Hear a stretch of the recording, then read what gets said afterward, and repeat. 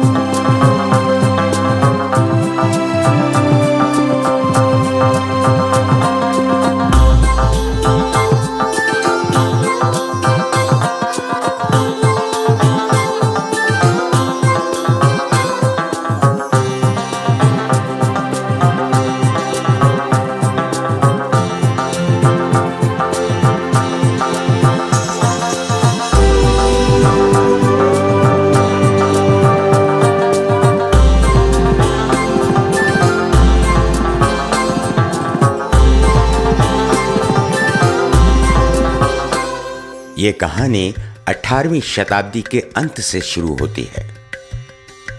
सिंध प्रांत का एक गांव रहीदगी भयंकर आपदाओं का सामना कर रहा था।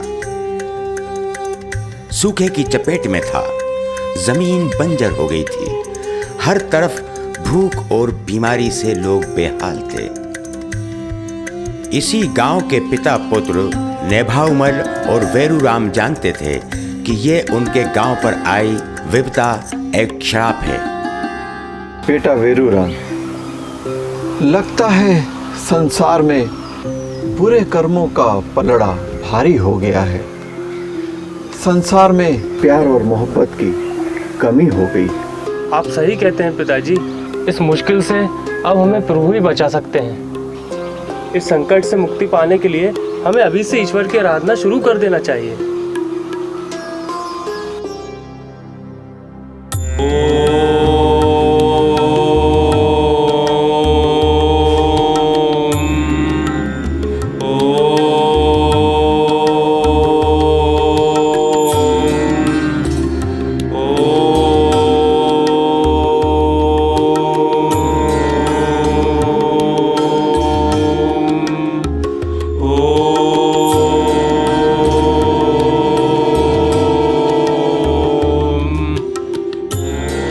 गांव को संकट से मुक्ति दिलाने के लिए नेभाउमल और वेरूराम दोनों ही प्रभु की तपस्या करने लगते हैं। दोनों की तपस्या से प्रभु प्रसन्न होते हैं और स्वयं उन्हें दर्शन देते हैं।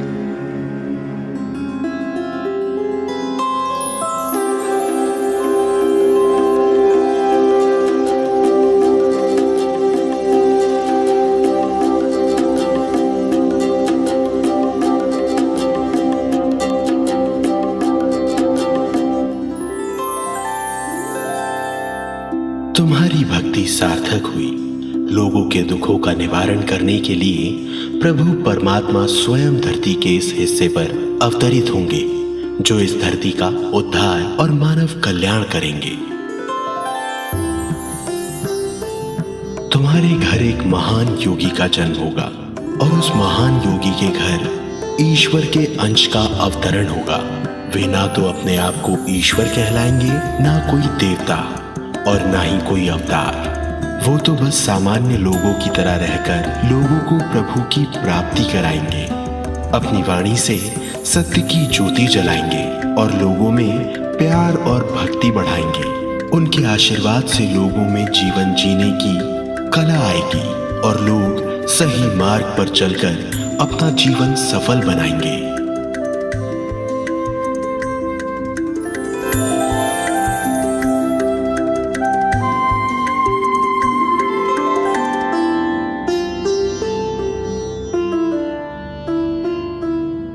कुछ समय बाद प्रभु की भविष्यवाणी के अनुसार पुत्र वैरूराम के घर एक दिव्य योगी ने जन्म लिया।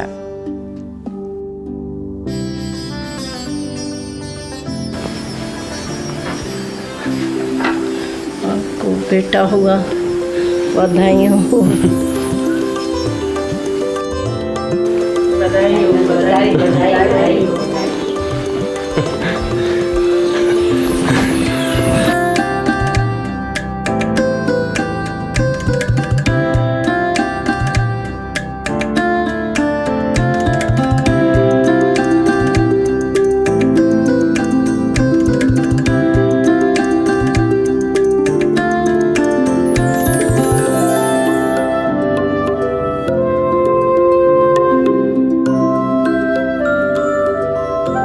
पूरा संसार इस महान योगी को साईं खोताराम के नाम से जानेगा। साईं खोटेराम जी बचपन से ही प्रभु की आराधना में लीन रहते थे। जैसे जैसे वो बड़े हुए वो लोगों को प्रवचन देने लगे। साईं खोताराम जी के सत्संगों की कीर्ति चारों दिशाओं में फैलने लगी।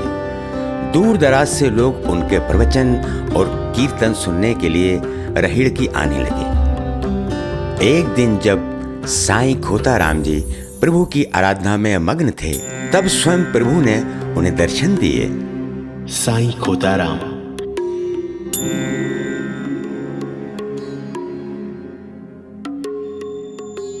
इस धरती पर जिस तरह से तुम अपना जीवन व्यतीत कर रहे हो, इससे सभी देवता तुमसे अति प्रसन्न हैं।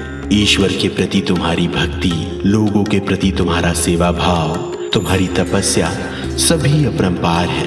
पर अब वो समय आ गया है जब तुम्हें अपना मुख्य उद्देश्य पूरा करना है, तुम्हारा वो ध्येय जिसके लिए तुमने इस धरती पर जन्म लिया है।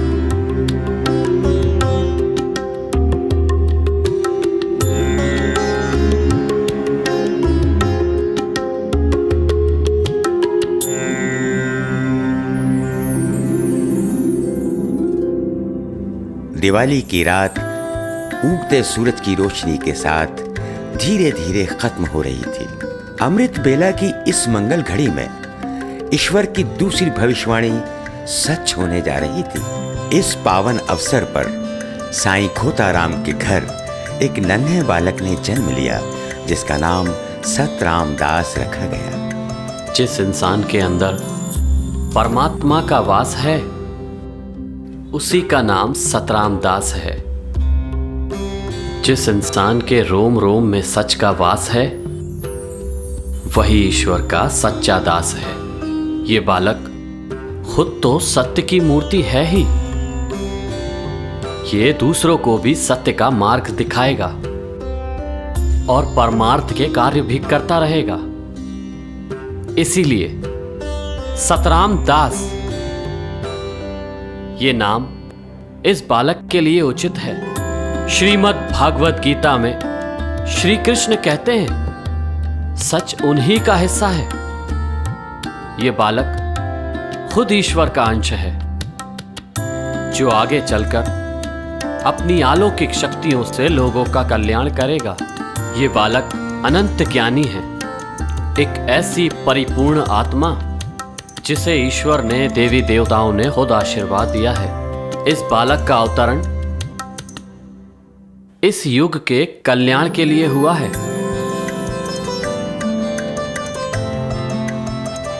यह थी साईं जन्म की अभूतपूर्व दास्तान। आगे चलकर साईं सतराम दास जी ने लोगों के परोपकार के लिए कई अलौकिक कार्य किए, जिसे हम आगे के भागों में आपको विस्तार से बताएंगे। सचो सतराम।